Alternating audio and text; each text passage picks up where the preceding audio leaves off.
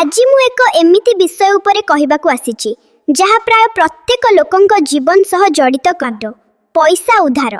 जेतेबेले केही पैसा मागिबाकू आसंती सेमानंक कथारे मिठास थाए, आखिरे लुह थाए ओ मुहरे नम्रता थाए। से कहंती भाई 2 दिन रे फेराई देबी, ध बड़ असुविधा रे अछि। से समय रे हमर मन गळी जाए, आमे भाबु कुटे आज से असुविधा रे काली आमे मध्य होई पारु एवं आमे भरोसा रे पैसा देई देउ।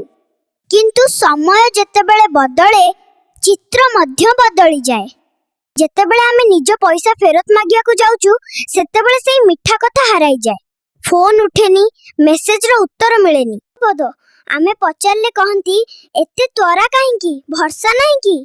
ताहा बेले लागे तो आमे भूल कर देलु की। सहयोग करिबा भूल नुहे, किंतु अंधा भरोसा केबे केबे जंत्रणा देई थाए।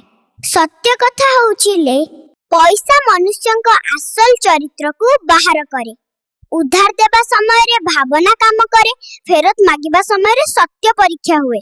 तेणु मोर कहिबा कथा होउची पैसा उधार दियो किंतु लेखा पड़ा रे दियो। सहयोग कर किंतु निज सम्मान को रक्षा कर।